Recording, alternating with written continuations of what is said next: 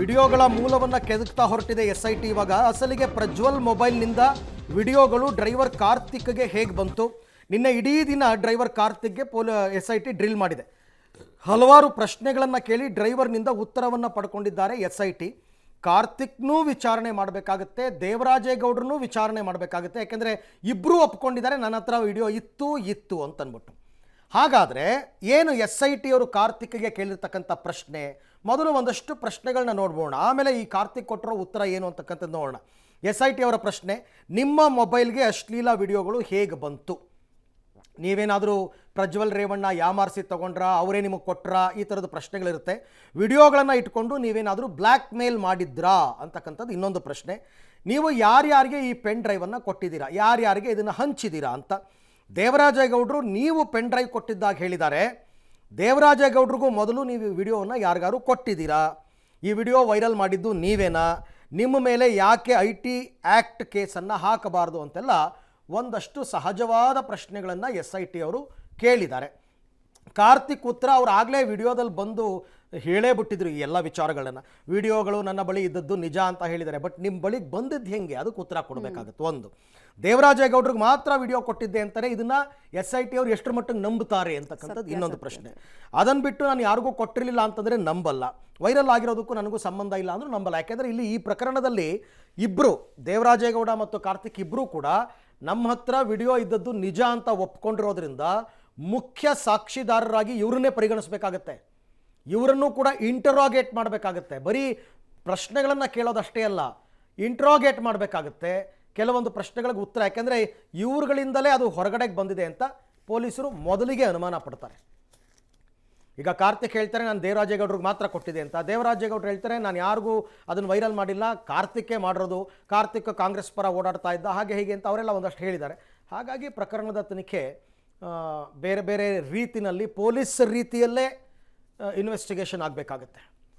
Details ಕೊಡ್ತಾರೆ. ನೇರ ಸಂಪರ್ಕದಲ್ಲಿ ಜಾಯ್ನ್ ಆಗ್ತಾ ಇದ್ದಾರೆ ನಾಗೇಶ್. ಪ್ರಮುಖವಾಗಿ ಈಗ ಕಾರ್ತಿಕ್ಗೆ ಈ ವಿಡಿಯೋ ಎಲ್ಲಿಂದ ಸಿಕ್ತು, ಆ ಮೂಲವನ್ನ ಕೆದಕುವಂತಹ ಪ್ರಯತ್ನದಲ್ಲಿ ಎಷ್ಟರ ಮಟ್ಟಿಗೆ ಸಕ್ಸಸ್ಫುಲ್ ಆಗಿದ್ದಾರೆ SIT ಅಧಿಕಾರಿಗಳು ಅಂತ ಅನ್ಸುತ್ತೆ? ಏನು ಉತ್ತರ ಸಿಕ್ಕಿದೆ ಅದಕ್ಕೆ ಸಂಬಂಧಪಟ್ಟಂತೆ? ಮತ್ತು ಉದ್ದೇಶ ಬ್ಲ್ಯಾಕ್ ಮೇಲ್ ಮಾಡೋದಾ ಅಥವಾ ಬೇರೆ ಏನಾದರೂ ಹಿಡನ್ ಅಜೆಂಡಾಗಳಿದ್ವಾ? ಆ ಪ್ರಶ್ನೆಗೂ ಕೂಡ ಉತ್ತರ ಯಾವ ರೀತಿ ಸಿಕ್ಕಿದೆ ಅಂತ. ಮಮತಾ, ಬಹಳ ಪ್ರಮುಖವಾಗಿ ಪ್ರಜ್ವಲ್ ರೇವಣ್ಣ ಅವರ ವಿಡಿಯೋಕ್ಕೆ ಸಂಬಂಧಪಟ್ಟಂತೆ ವಿಡಿಯೋ ಮೂಲವನ್ನು ಕೆದಕುವ ಕೆಲಸವನ್ನು ಈಗ SIT ಅಧಿಕಾರಿಗಳು ಮಾಡ್ತಿರುವಂಥದ್ದು. ನಿನ್ನೆ ಪ್ರಜ್ವಲ್ ರೇವಣ್ಣ ಅವರ ಚಾಲಕರಾಗಿದ್ದ ಕಾರ್ತಿಕ್ನನ್ನು ಇಡೀ ದಿನ SIT ಅಧಿಕಾರಿಗಳು CID ಕಚೇರಿಯಲ್ಲಿ ವಿಚಾರಣೆಯನ್ನು ಮಾಡಿರುವಂಥದ್ದು. ಬಹಳ ಪ್ರಮುಖವಾಗಿ ಈ ವಿಡಿಯೋ ಎಲ್ಲಿಂದ ನಿಮಗೆ ಬಂತು ಅನ್ನುವಂಥದ್ರ ಬಗ್ಗೆ ಮಾಹಿತಿಯನ್ನು ಕಲೆ ಹಾಕುವ ಕೆಲಸವನ್ನು ನಿನ್ನೆ SIT ಅಧಿಕಾರಿಗಳು ಕಾರ್ತಿಕ್ ಮುಖಾಂತರ ಮಾಡಿರುವಂಥದ್ದು. ಈ ವಿಡಿಯೋ ಸಂಬಂಧಪಟ್ಟಂತೆ ಸಾಕಷ್ಟು ಪ್ರಶ್ನೆಗಳು ಕೂಡ ಕಾರ್ತಿಕ್ಗೆ SIT ಅಧಿಕಾರಿಗಳು ಕೇಳಿ ಮಾಹಿತಿಯನ್ನು ಪಡೆದುಕೊಂಡಿದ್ದಾರೆ ಅನ್ನುವಂಥ ಮಾಹಿತಿ ಬಹಳ ಮುಖ್ಯವಾಗಿ ಗೊತ್ತಾಗ್ತಿರುವಂಥದ್ದು. ಪ್ರಮುಖವಾಗಿ ಅವರು ಅಂದರೆ ಪ್ರಜ್ವಲ್ ರೇವಣ್ಣ ಅವರ ವಿಡಿಯೋ ಏನಿದೆ, ಆ ವಿಡಿಯೋ ನಿಮಗೆ ಬಂದಿದ್ದು ಹೇಗೆ, ಮತ್ತು ಆ ವಿಡಿಯೋ ಸಿಕ್ಕ ಬಳಿಕ ಯಾರಿಗೆಲ್ಲ ಹಂಚಿದ್ದೀರಾ ಅನ್ನುವಂಥ ಮಾಹಿತಿಯನ್ನು ಪಡೆದುಕೊಳ್ಳುವ ಕೆಲಸವನ್ನು ಮಾಡಿದರು. ಬಹಳ ಪ್ರಮುಖವಾಗಿ ಇದರಲ್ಲಿ ವಕೀಲರಾಗಿರುವಂಥ ದೇವರಾಜೇಗೌಡ ಅವರು ನನಗೆ ಈ ವಿಡಿಯೋ ಕೊಟ್ಟಿದ್ದು ಕಾರ್ತಿಕ್ ಅನ್ನುವಂಥ ಮಾತನ್ನು ಹೇಳಿರುವಂಥದ್ದು. ಹಾಗಾಗಿ ನೀವು ದೇವರಾಜೇಗೌಡ ಹೊರತುಪಡಿಸಿ ಬೇರೆ ಯಾರಿಗಾದರೂ ಈ ಒಂದು ವಿಡಿಯೋಗಳನ್ನು ಶೇರ್ ಮಾಡಿದ್ರ ಅನ್ನುವಂಥದ್ರ ಬಗ್ಗೆ ಕೂಡ ಮಾಹಿತಿಯನ್ನು ಕಲೆ ಹಾಕುವ ಕೆಲಸವನ್ನು ಮಾಡಿರುವಂಥದ್ದು. ಆದರೆ ಕಾರ್ತಿಕ್ನ ಒಂದೇ ಒಂದು ಉತ್ತರ, ನನ್ನ ಬಳಿ ವಿಡಿಯೋ ಇದ್ದಿದ್ದು ನಿಜ, ಆದರೆ ನನ್ನ ಬಳಿ ಇದ್ದಂಥ ವಿಡಿಯೋ ಏನಿತ್ತು ಅದನ್ನು ದೇವರಾಜೇಗೌಡ ಹೊರತುಪಡಿಸಿ ಬೇರೆ ಯಾರೂ ಕೂಡ ನಾನು ವಿಡಿಯೋ ಕೊಟ್ಟಿಲ್ಲ ಅನ್ನುವಂಥ ಮಾತನ್ನು ಹೇಳಿರುವಂಥದ್ದು. ಜೊತೆಗೆ ಚುನಾವಣೆ ಮುಂಬರುವ ಸಂದರ್ಭದಲ್ಲಿ ಈ ವಿಡಿಯೋ ಸರ್ಕ್ಯುಲೇಟ್ ಮಾಡಿದ್ದು ನೀವೇ ಅನ್ನುವಂಥ ಮಾಹಿತಿಯನ್ನು ಕೂಡ ಕಲೆ ಹಾಕುವ ಕೆಲಸವನ್ನು SIT ಅಧಿಕಾರಿಗಳು ಮಾಡಿದ್ದಾರೆ. ಆದರೆ ಈ ಒಂದು ವಿಡಿಯೋ ವೈರಲ್ ಮಾಡಿರೋದ್ರಿಂದ ನನ್ನ ಕೈವಾಡ ಇಲ್ಲ ಅನ್ನುವಂಥ ಮಾಹಿತಿಯನ್ನು ಹೇಳಿದ್ದಾರೆ ಕಾರ್ತಿಕ್ ಅನ್ನುವಂಥ ವಿಚಾರ ಈಗ ಸದ್ಯಕ್ಕೆ ಗೊತ್ತಾಗಿರುವಂಥದ್ದು. ಹಾಗಾಗಿ ಈಗಾಗಲೇ ನಿನ್ನೆ ಕಾರ್ತಿಕ್ ಅವರ ಮೊಬೈಲನ್ನು ಸೀಜ್ ಮಾಡಿಕೊಂಡಿರುವಂಥ SIT ಅಧಿಕಾರಿಗಳು ಆ ಒಂದು ಮೊಬೈಲನ್ನು ತನಿಖೆಗೆ ಕಳಿಸುವ ಕೆಲಸವನ್ನು ಮಾಡ್ತಿರುವಂಥದ್ದು. ಮಮತಾ, ರೈಟ್. ಧನ್ಯವಾದ ನಾಗೇಶ್ ತಮ್ಮ ಮಾಹಿತಿಗಾಗಿ. ನಾನು ಕೇಸ್ ಹಾಕ್ಲಿಕ್ಕೆ ಅಂತೇಳಿ ಹೋರಾಟ ಮಾಡ್ತಾ ಇರ್ತೀನಿ. ಹಂಗಾಗಿ ನನಗೆ ದೇವರಾಜೇಗೌಡರು ಇವ್ರ ವಿರುದ್ಧ ಹೋರಾಟ ಮಾಡ್ತಾ ಇರ್ತಾರೆ. BJP ಮುಖಂಡರಾದಂಥ ದೇವರಾಜೇಗೌಡರು ಹೊಳೆನರಸೀಪುರದಲ್ಲಿ BJP ಕ್ಯಾಂಡಿಡೇಟ್ ಆಗಿ ನಿಂತ್ಕೊಂಡಿರ್ತಾರೆ.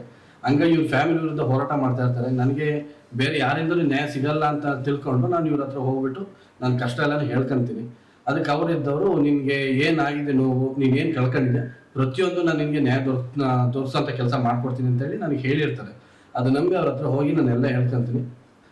ಇದಕ್ಕೆ ಏನು ಆನ್ಸರ್ ಕೊಡಬೇಕಲ್ಲ ಕೋರ್ಟಲ್ಲಿ ಯಾವ ರೀತಿ ಕೊಡೋದು ಅಂತಂದಿದ್ದಕ್ಕೆ ನಿನ್ನ ನಿನ್ನ ಹತ್ರ ಫೋಟೋಸು ವೀಡಿಯೋಸು ಎರಡೂ ನನ್ನ ಕೈಲಿ ಕೊಡು, ನಾನು ಅದಕ್ಕೆ ಜಡ್ಜ್ ಮುಂದೆ ಸಬ್ಮಿಟ್ ಮಾಡ್ತೀನಿ. ನಾನು ಯಾರಿಗೆ ಅದು ತೋರ್ಸೋದಾಗಿ ಇನ್ನೊಂದ್ರಲ್ಲಿ ಏನೂ ಮಾಡಲ್ಲ.